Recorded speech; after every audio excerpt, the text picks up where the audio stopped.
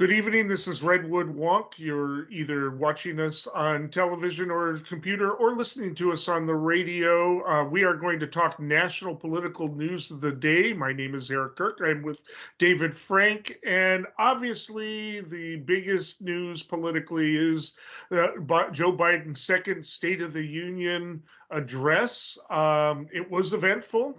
It appears that he was actually having a good time with it. Did bring up a lot of policy issues. Got some boos and Marjorie Taylor Greene yelling liar. All kinds of people, a lot of pundits are claiming that he actually played her, that she ended up being a prop because he used that, and we'll talk a little bit about the details of it. But overall, the ratings are that he's did well by himself and his party. There's even a Politico article entitled "Biden Stops the Dem Bedwetting." For now. Let's be honest, it will come again. After all, it's the Democrats. So, again, the reviews seem to be that he did well. The Republicans seem to be very subdued in their responses. Sanders, former the current governor of is it Alabama? Where's she governor, Dave? She is the governor of Arkansas. Arkansas, right? She, of course, the former press secretary for the under Trump, gave a speech that I think was a real mistake. Went into how he's unfit to serve as president, and really tried to play on the age thing. But Biden did really well, no major gaffes. And enjoyed his exchange with the Republicans, which we'll talk about. I'll let you in just a minute, but basically it came up when he said that there are Republicans who want to cut Social Security and Medicare, and that's when there was some booing, and Marjorie Taylor Greene stands up and says, liar, which is kind of a trend that Republicans did starting 14 years ago with Amash, I forget his first name, saying, you lie to Obama. And this seems to be, the modern politics, no decorum, no respect for the tradition of the State of the Union speech.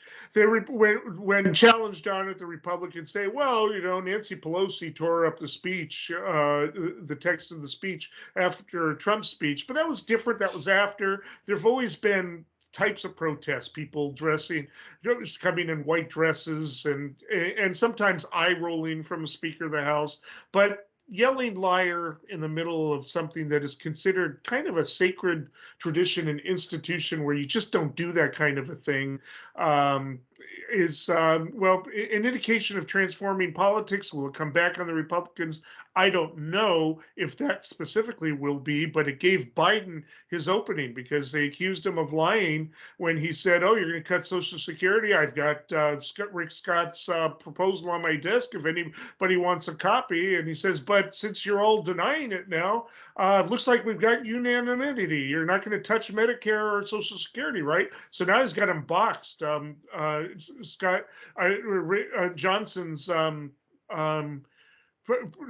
Rick Scott's proposal is dead on arrival. They definitely cannot act on that this year.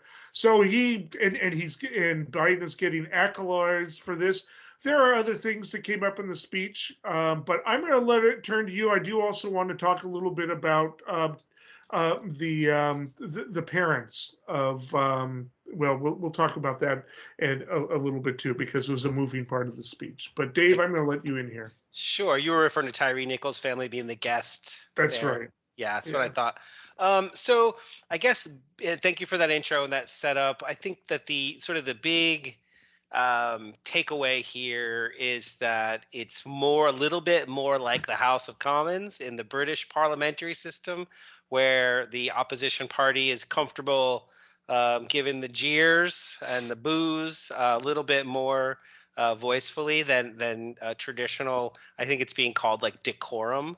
But I don't think, it's a hyper political event, and It's usually performative where I've been watching these things. I'm over 50 years old now, and I've been watching these things my whole life.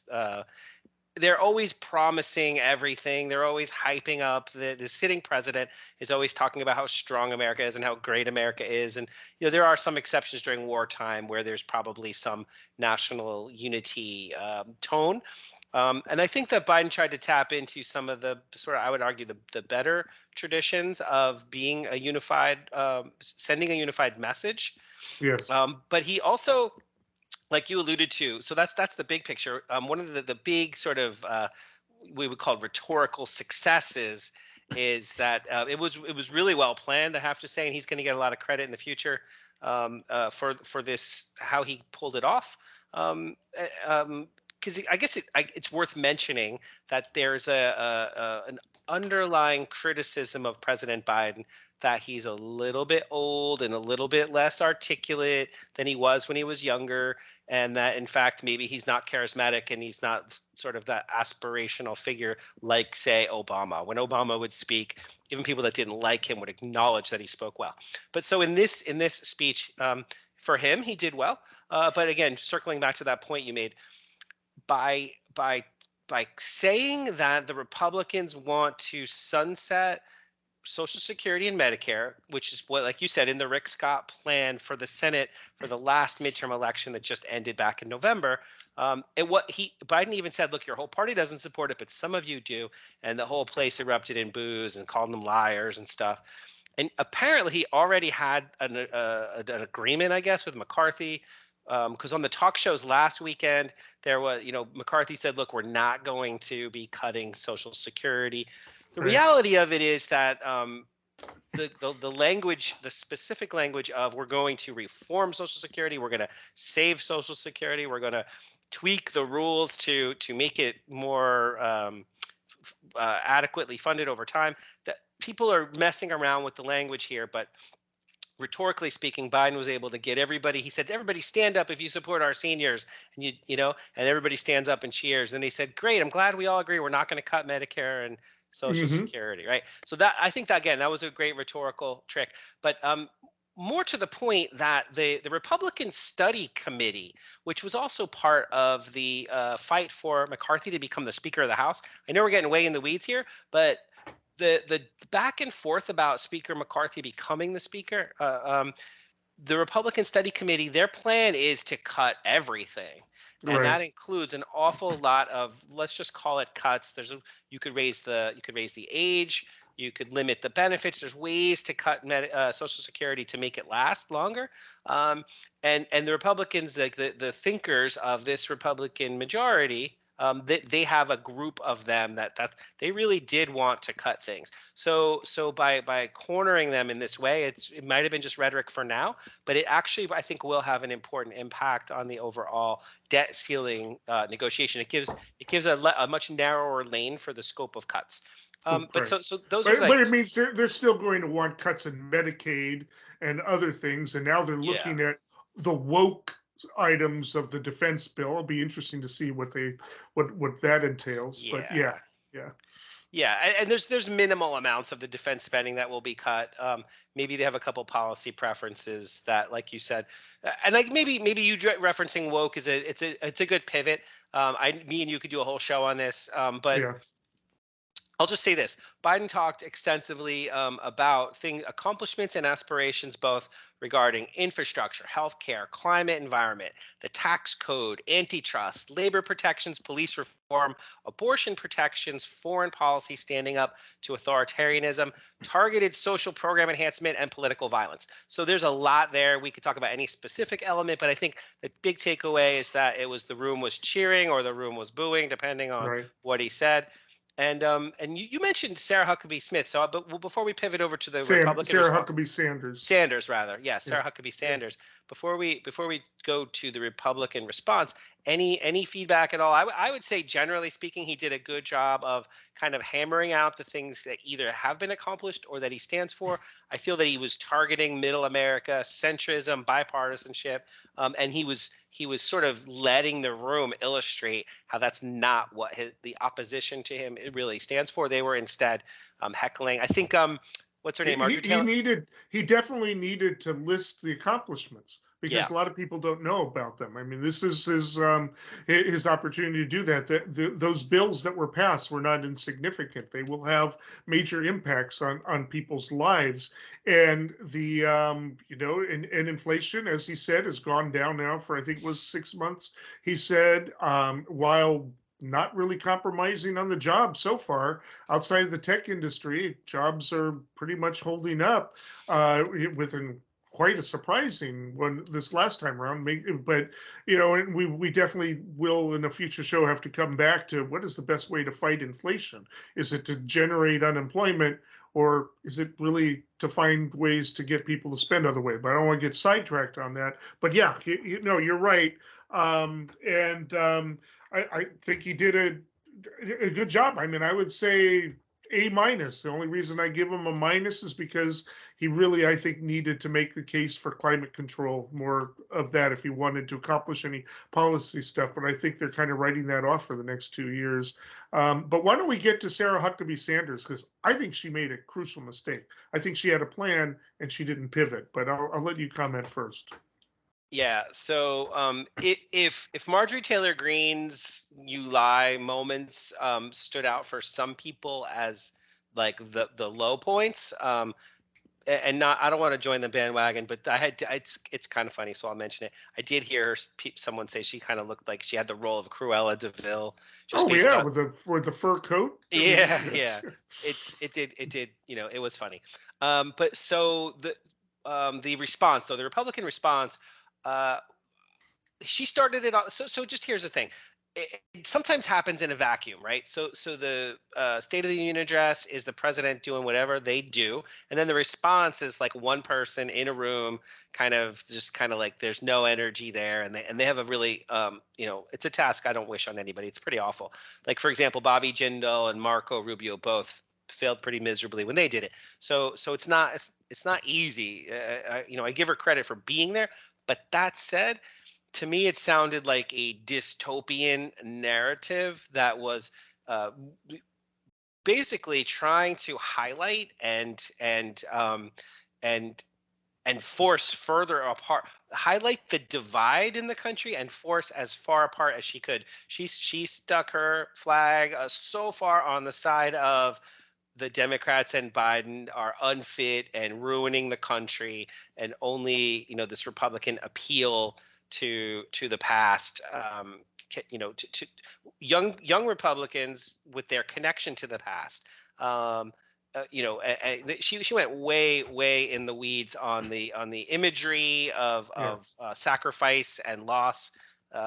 It was really hyper political culture war stuff, and it probably didn't. I don't think it was very well received from maybe 80% of America. I also think that saying that he's unfit for president and trying to play up the age subtly and not so subtle ways was a mistake. She should have pivoted from that. I know that she had her game plan, but she should have altered it at the last minute after watching his speech, because his exchange with the Republicans might not have been like perfect, might not have been as clever as Obama and Clinton are, on the spot, but were clever enough. And he and showed that he was capable of back and forth exchange, and a long speech. There's nothing about his speech that says age is a problem. That's not to say age isn't necessarily a problem, but there was nothing in the speech to do that. So coming off a speech like that, for her to say that, it kind of indicates that she's out of touch. And I think that was a big mistake on their part. I think that they should have contacted her right away and said, we need to rewrite the speech real quickly here, to take those out and emphasize other things. But they didn't. They just went along with their game plan, and I think it was a mistake. I was going to ask you about the pivot. Basically you're insinuating that once the speech went pretty well, and it was pretty well, arguably could have been well received, Biden's speech, that in fact maybe the rebuttal could have pivoted. But I honestly, I listened to it in great detail, the response, because it was prose. I mean, it was every word, every flourish was visual and visceral. And if you go back and read it, it's like it's a manifesto about how awful. Like one line that I think really stood out: most Americans just want to live in freedom and peace, but we're under the attack of left-wing culture. We didn't Right. start this culture war. We never wanted to fight it. We're told we must partake in their rituals, salute their flags, and worship their false idols. Like it was this religious Yeah, sort yeah. of If the whole appeal. country thought like the Freedom Caucus, it would have been a great effective speech. But Yeah. it's not going to grab the center. Right. And I know we just have a couple minutes left. So I also listened to like Fox News, and I skimmed through Mhm. some of the other sort of conservative media. And I think that the general takeaway, according to like sort of the Fox News machine, is that that Biden avoided the things that were problematic for him, like Yeah, crime, the border crisis, China, the nation's looming economic woes. That's from the New York Post. But in fact, he did talk about China. He did talk about the border crisis. yeah, you did. So and the first third of the speech was about the economy. So that narrative just isn't true. And then the second piece of their criticism was that he bragged about his achievements, like, but they said, but look at all the inflation, and he just keeps Right. spending. And he bragged about things that he couldn't really do. Like he said, we should have comprehensive immigration reform, and the Republicans, the conservative criticism is you can't have that, so it's impossible. Why would you promise that? And then it goes on and on about how he lied. They're talking about like lying. They're saying he lied about Right. the critique of Social Security and Medicare, which no, he pointed to two different plans. So yeah, so basically, like there's a parallel narrative that really doesn't track very true to what actually happened, but in this media environment echo chamber, I think that's what's going to prevail in the conservative media establishment. Well, I think that's a good summary. We probably could go on, but we do need to go on to the next topic.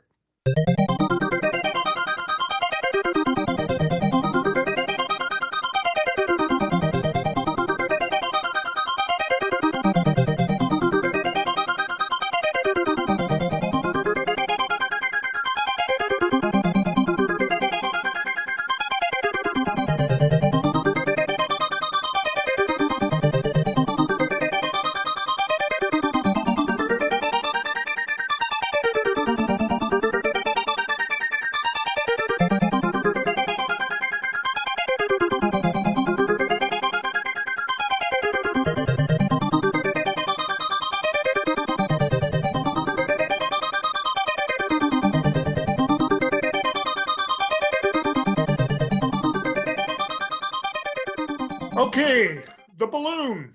The balloon that captivated the United States for its long trip from the Aleutian Islands in Alaska down to where it was shot down off the coast of North Carolina. I still have to wonder why they needed to use a missile for that, but they did. Anyways, they brought it down with a missile. And there is a lot of talk about what the spy balloon did. Of course, China denied that it was a spy balloon, said it was a weather balloon that just got lost. And I guess the other balloons that are over the other continents are also weather balloons that got lost. It definitely was a surveillance balloon. Um, was this a big deal, as big a deal as it's being made? Well, not because it was a security risk, according to most experts. It maybe gets a little bit better resolution than satellites that routinely pass over the country, but the big security risks come from the cyber threats and the cyber. That by far much more information comes out. I mean, if you want to know where nuclear silos are in this country, you could probably just go to Google Maps. It's really not that hard. China can do that, but it was spotted over Montana. There are nuclear silos and army bases in Montana, because there are in all 50 states. I think it was spotted next over Missouri. Some people said it looked like a second moon with a kind of eclipse because of the shadow on the opposite side of the sun. And it was finally brought down. A lot of criticism from Republicans and even a few, Democrats, including John Tester, apparently, that it should have been shot down right away ahead of time. But I've been reading up on this. Not only was it not a significant threat, I mean, really didn't do much to it, but the military did want to make sure it was shot down over water because you don't know where it's going to come down. That was a safety issue. But they also wanted to learn from it. They also wanted to watch it. They jammed it so it couldn't convey information to China, or at least not a whole bunch. And they wanted to see exactly what this was about. If this is China's best surveillance, we know it's not, because they've got an incredible cyber surveillance, which is much more formidable than this. Like I said, we can't prevent satellites from going over. They go over all the time, and it just really the amount of information it could have gathered was so minimal as to have been not useful. What it was, however, was a violation of our airspace.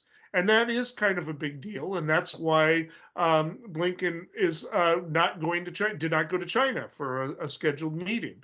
There's a lot of questions as whether China's leadership even knew about this or whether the military is just kind of doing things on its own just by the way they reacted.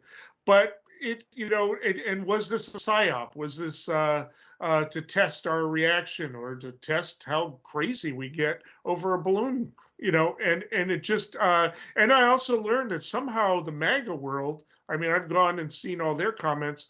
They spell it Ballon. They leave out one of the O's all over the place, and it's almost like it's to point that out. It's culture war. They don't respond. They just keep doing it. Kind of the way they use Democrat as a adjective. The Democrat president rather than the Democratic president, because that was a decision that was made proposed by first Eugene McCarthy, then William Safire. In the 80s, and that's been the way the Republicans do it. Well, anyway, they're spelling it Ballon, and they are talking about how this showed that our country is weak. They wanted to attack them on that, but I don't think a couple weeks from now most people are going to remember the balloon, and it certainly wasn't a security threat. Slate has an article about. A great article about what it represented in terms of actual security threats, and it's really not much. Maybe a little bit clearer resolution than satellites, maybe not. It's just satellite technology is very advanced. I think they're still trying to find all of the equipment in the water. It was about 200 pounds. But this is a culture war thing because the MAGA world believes it's a big deal. Republicans believe it's a deal. And it's enough that even some of the more moderate Democrats like John Tester want to have a hearing about it, want a full explanation as to why it was shot down in the Atlantic rather than the Pacific.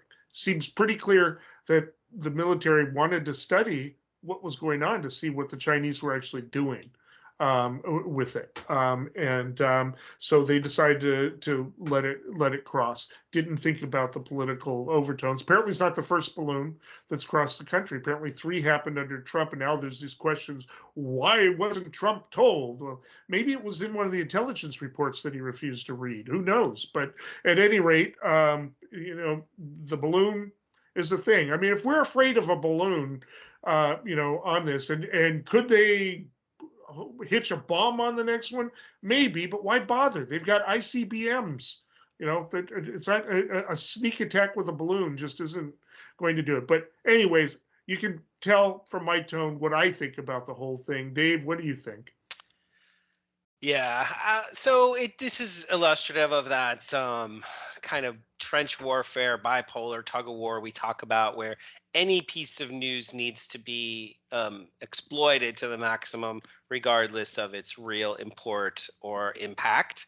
Like you said, the way I heard this explained was that there were, and read, that there were in fact 4 other times where they detected balloons over Texas, Florida, Hawaii, and Guam, but that it's not being detected by the actual NORAD, the Air Force military system of monitoring, and maybe if it's top secret, they're not going to tell us anyway. But basically, the military is saying, look, we never told Trump because we didn't really detect it in real time. What was happening is that the intelligence community has other ways to detect things like this. That it's not, just the Air Force itself wasn't really, we weren't responsible for checking this out in the same way, and that there's other intelligence agencies. So, but I think this is sort of just playing on how try to get to kind of show Trump or his administration, the time period where Trump was president, in the best possible light about why none of these things ever really got elevated to any kind of discourse, whether it was private or public. And I think that that's inside baseball that matters not that much to people. Point is, this time around, people were aware of it. They saw it with their naked eye. It couldn't be dismissed as a UFO or something because it persisted and lingered.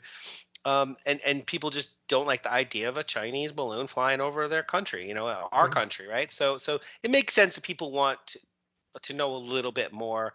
And I heard other Congress members saying, well, if he knew it was over Montana and he gave the order to shoot it down, then we need to figure out what the problem is between when he puts the order in and then when it actually happens, over the Atlantic. And then other people are saying, no, what Biden said is, I'm going to listen to my advisors who don't want to shoot it down over the country. They want to wait till it's over the ocean, and then we'll do it, and then we'll get it. This is all stuff that usually doesn't make the media. We don't usually have to hear about these operational decisions and stuff like that.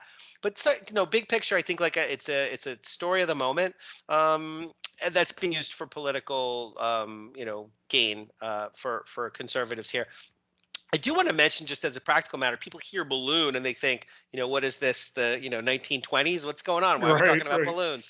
But in fact, like my whole life down in Florida, there's a tethered balloon down in the Florida Keys that's up high enough so that they could see that certain range between the sea level and where the air defenses pick up in case someone's flying in low over the water. Balloons do have their role in certain surveillance.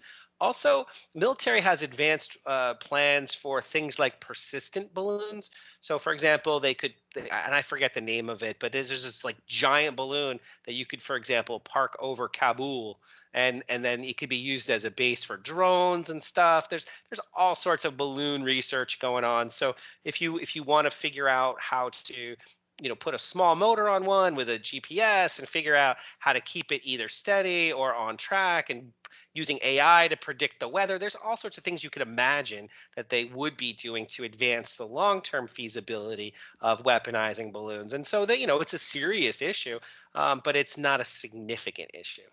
No, it's not. I mean, like I said, the Blinken not going to China, putting that off until things are a little bit better, is a bit different. But I mean, on the big picture, I don't even see China as a potential military threat. They are an integral part of the of global capitalism. I mean, people go there for their cheap labor, their lack of unions, and their lack of regulations. I mean corporations. They are part of it. Walmart would not exist without the Chinese economy. They have bought parts of the United States. They have invested. They've got economic operations going here. We are not going to war with China. There's I don't know if it's still true, but in the 1990s, I read a statistic that there had been, up until that point, no two countries who went to war with each other with both of them had a McDonald's in it, right? I mean, there's a certain level of involvement. I see China as a different kind of threat than a lot of people do. I do not think we are going to get into war with China. I don't think they're going to go invade Taiwan. I know there's been a lot of blustering and all of that, but I think if they were going to do that, they would have done it a while ago. The leadership is very pragmatic. They don't take a lot of chances, and that would be taking a huge chance. But they've got it made. They're billionaires. So why would they put that in jeopardy? So I think there's a competing philosophy out there. If you read some of the studies, like our military hires all sorts of consultant firms to do these advanced studies about if we have a threat and how it would come about and when it would come about. One of the things I read a long time ago, which is I can't find it anymore. I looked for it maybe a year or two ago. I looked for it again, and it was entitled. It was a study called "The Inevitable Drone War Against China" or something like that, or "The Coming Yeah.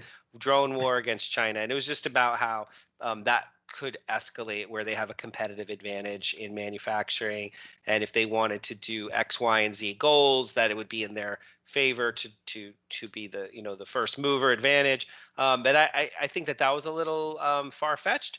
A little bit more pragmatic. What is the sort of analysis of people? Though it's not easy to wrap your head around. But if you look at the chain of islands that are like Japan, the Philippines, Taiwan, and all around China, all around the South China Sea, there are very few gaps, opportunities, access points. So there's choke points, and there's a very small number of strategic places where China can have any seagoing commerce at all. So in a Yeah. way, they are beholden to the international system, and so when they run their war games, there's a very limited set. They don't particularly have an expansionist worldview. It's more economic, not military. But I know this is way in the weeds. But when it comes to would they ever invade Taiwan? I think the answer is, in theory, it's not never, because Taiwan has such big technological advances when it comes to chipsets.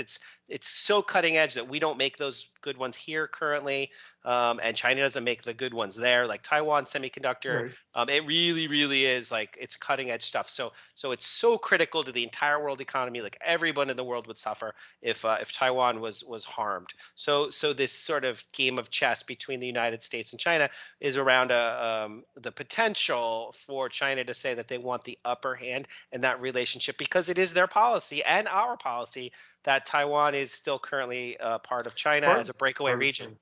Yeah, So but yeah, they haven't done what they did in Hong Kong.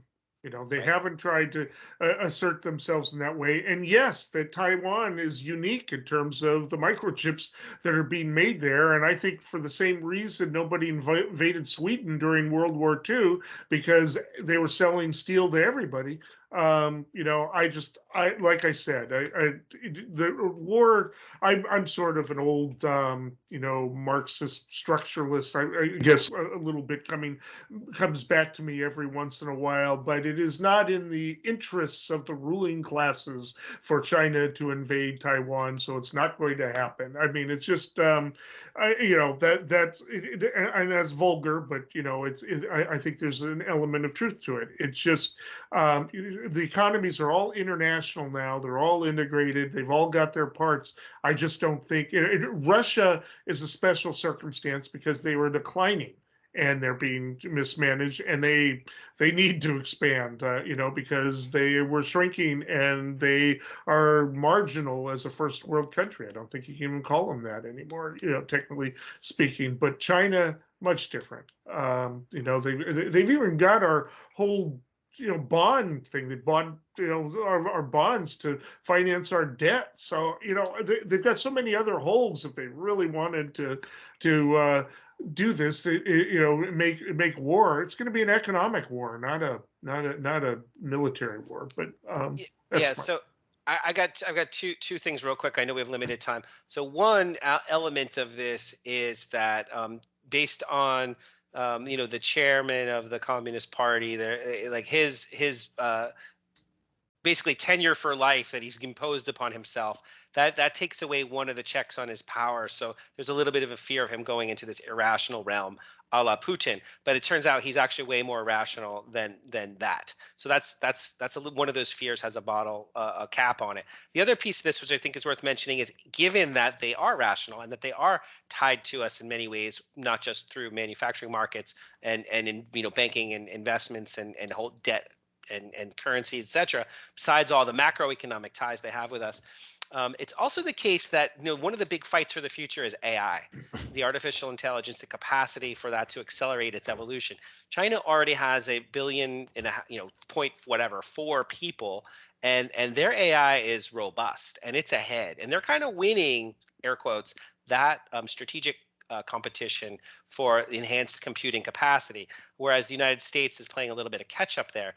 So they, that by them, I know this sounds arcane, but by them having access to all the TikTok data, they include the West with their data set. So they are able to sort of capitalize on their strategic advantage there and learn faster. They really need to kind of lay low and just keep their competitive advantage in the future tech going. I think from their perspective, as a rational actor, you're not going to see them get too belligerent in the short term. So we went off the topic of the balloon because the balloon can only take up so much discussion. It's just a balloon, but we will be talking more about China in the future. So with that, we'll go to the next topic. California, here I come, right back where I started from, where bowers of flowers bloom in the sun. Each morning at dawning, birdies sing and everything a sun kissed, said, don't be late. That's why I can hardly wait. Open up your golden gate, California, here I come.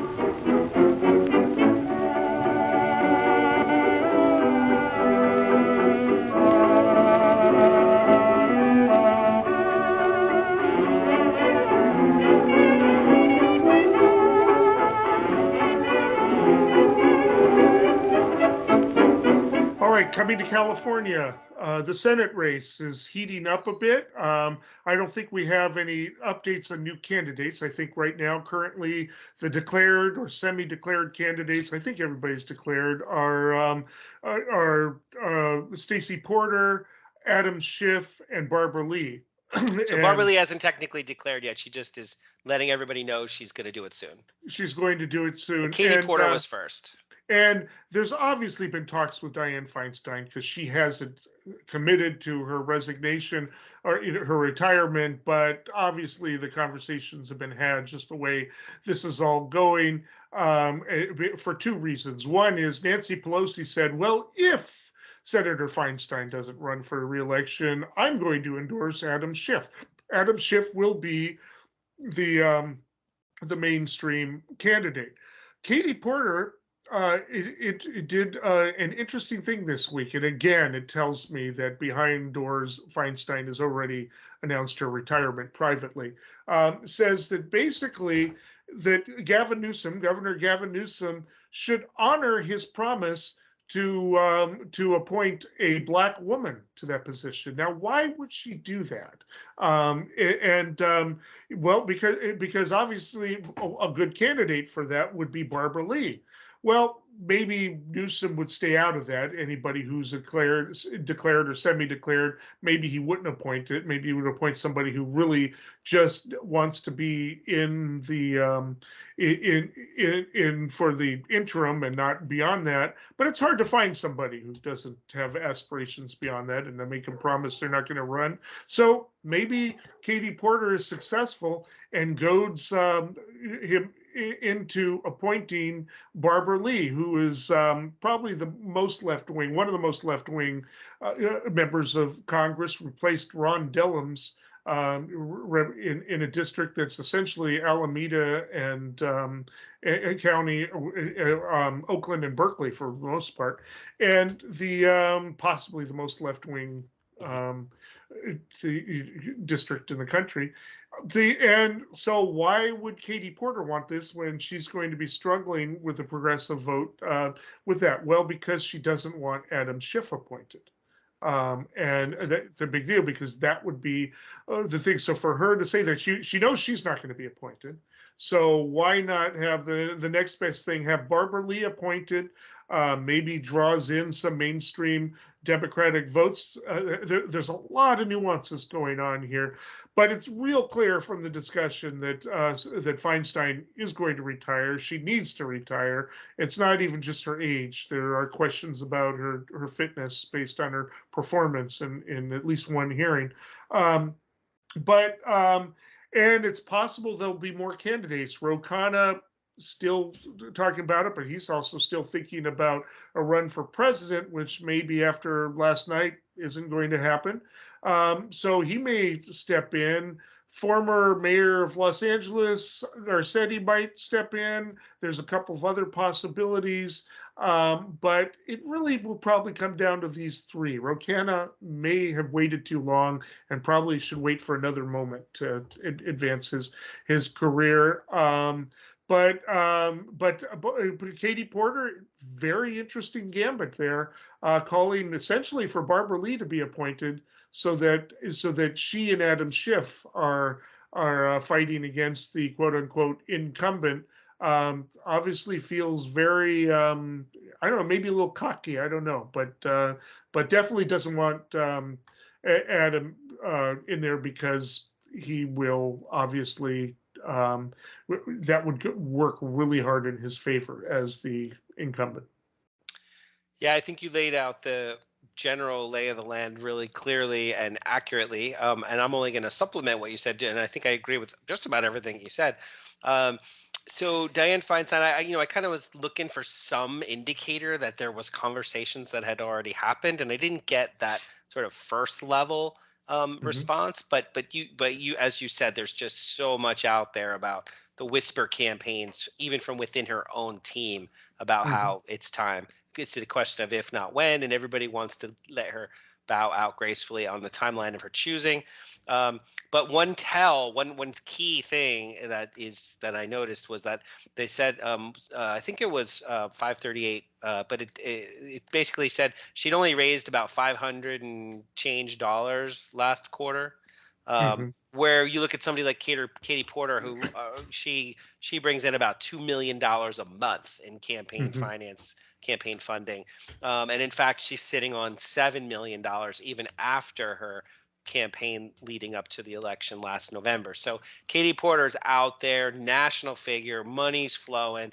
She's a machine compared to Dianne Feinstein, Senator Feinstein, who's sort of, it's about that time. So that's, I think, part of the reason Katie Porter went first, just to keep that progressive energy and momentum. And she was out there last night speaking about, after the State of the Union address, Katie Porter, I saw her give a little synopsis. Just to add a little bit to what you said about how not only did she say that she thinks Governor Newsom needs to honor his commitment to have, diversity of voices, and we need more Black people in the Senate. We need more Black women in particular. I think I got an email from Barbara Lee, Congressmember Lee recently, that said that, look, there are no Black women in the Senate, and there have only been 2 ever. So let's be clear, that's a high priority for a lot of folks. But so Katie Porter had the California Federation of Labor, the head of that, Lorena Gonzalez, as her guest last night. And President Biden had an awful lot of pro-labor elements to his speech, including saying he supports Buy American, which means any federal government spending would be only on products produced in America. And that, President Biden even said, like, I know it's controversial, but that's what we have to do. Like, it's, right? So the bona fide is here. President Biden's saying, like, I'm pro-labor. Katie Porter's out there saying she's pro-labor. And then they're contrasting themselves with Adam Schiff, where, Adam Schiff, he was very front and center on national security issues, on the January 6th type issues that have to do with Russiagate, et cetera, right, defending democracy and all that. That's his kind of claim to fame. But he's now been booted off his bread and butter committee. So he's no longer on the House Intelligence Committee because of Speaker McCarthy. So in a way, you could see how he would want to pivot to the next thing. It makes sense. But then that sort of leaves between Katie Porter and Adam Schiff, it leaves Barbara Lee in the middle.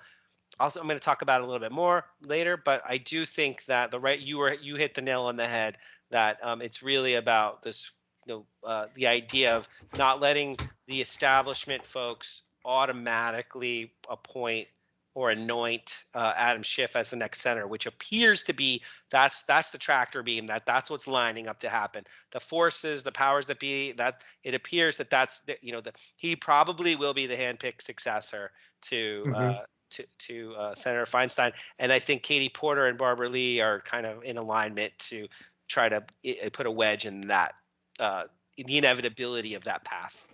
Yeah.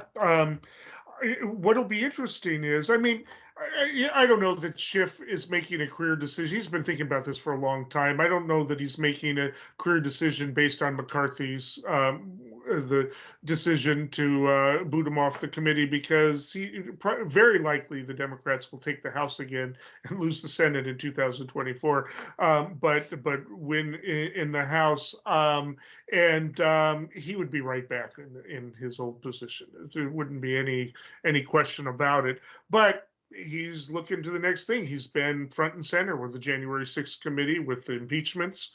He's a really good speaker, and he even has bona fides with progressives because of that. It's going to be a very interesting. Everybody is somewhat progressive. Adam Schiff, it may be the mainstream, but he is to the left of Dianne Feinstein. There isn't really a conservative Democrat standard bearer that that can actually replace Dianne Feinstein in her brand of politics, which is maybe a bit outdated for California. So it's just, but it'll be real interesting. But will it backfire on Katie Porter if Feinstein leaves early and then Barbara Lee is in there, and then all of a sudden she shines and Katie Porter got her way? And Barbara Lee wins re-election because she's done whatever it was that she needed to do. A lot of, who knows? I mean, it's a gamble. And the question is, I'm wondering, are they going to run re-election campaigns? A lot of times people run for the House, but the problem is Katie Porter is in a difficult one to win. She barely won this last time around. The redistricting actually made her district even more difficult to win. And can she actually win it if she isn't focusing on that race? Her Republican opponent would probably want to debate her, but she's going to be busy running for the Senate. So, granted, that would end at the primary. At our version of the primary, if she, one way or another, and then she could retire and the rest. But a lot of interesting politics. But I think Schiff will just declare for re-election. So will Barbara Lee. Why not? Although Barbara Lee takes a real chance if she accepts the position, then she's got to win to stay in Washington. Because she can't be in both the House and the Senate at the same time. So a lot of interesting maneuvering going around here. Be interesting to see if anybody else joins the race. But Katie Porter started this thing by jumping the gun for Democrats and did a really good job for herself and in my opinion, for democracy. But, that's, yeah, they're there. So we talked a lot about sort of horse race stuff, and I guess there's one last piece that I didn't mention, which is you said Ro Khanna. He's obviously has expressed interest, but he's also on the record as saying that if Barbara Lee runs, he won't. And like I said, I get close to an email a day from Barbara Lee's people, so I'm pretty sure that's happening. So that means Ro Khanna is looking towards possibly being the next vice president, or being happy where he is for 2 to 4 years. But getting back to the substance here, just comparing Katie Porter to Barbara Lee, assuming that the progressives are about 60% of the state's popular vote within the Democratic side in the primary.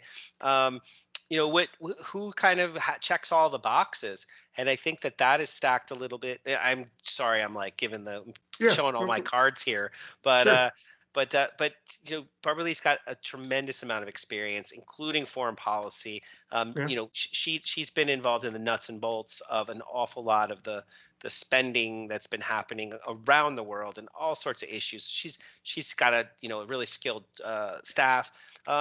Whereas Katie Porter, not so much. Katie Porter's an amazing personality. Now, people love the whiteboards. She's very articulate on banking, very articulate on finance, and she says all the right things. Every time I've ever seen her, whether it's being on a call with her or just seeing her, give a press conference. In other words, small groups and big groups. She seems consistent. and I think and genuine. And also, I have a quote here from her. She says, "I have a track record for fighting for the very kinds of issues that make a difference in the lives of Black Americans and Black communities.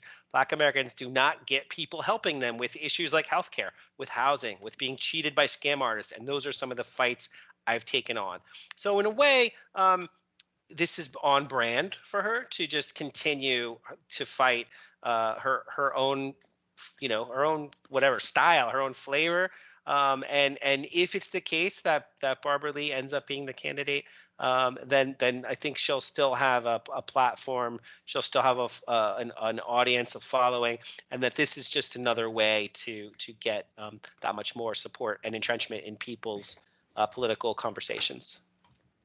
Yeah, I mean, this is again, we'll see. I think that everybody's underestimating Barbara Lee as a candidate, but she could pull it out. I mean, there's a lot of ways she could do it. I know her from way back when, when in the Bay Area, she was very involved in progressive politics, become maybe a little bit more institutional over the years. But I was at an Abraham Lincoln Brigade reunion. My grandmother, I was a nurse in the Lincoln Brigade, which was the name given to the American contingent in the Spanish Civil War, and they were a function of the left. She would show up to those events, right? She has got that bona fide, that connection with the left. So, but progressives and left aren't necessarily the same thing. There's a whole new version of the left outside of the Bay Area. They like Katie Porter, but I really don't have a prediction as to where this will go, because it could be anybody's race. I do think that if they could generate enough interest that two of them become the candidates in the general election, especially if more than one Republican, semi-viable Republican runs. If the Republicans can galvanize themselves around a sane figure, maybe they'll make it to the general, but the Republican will be crushed in the general. So, so it could be an all Democrat race in that, and probably, but who will it be? I don't know. And of those three, any two of them could end up in that position.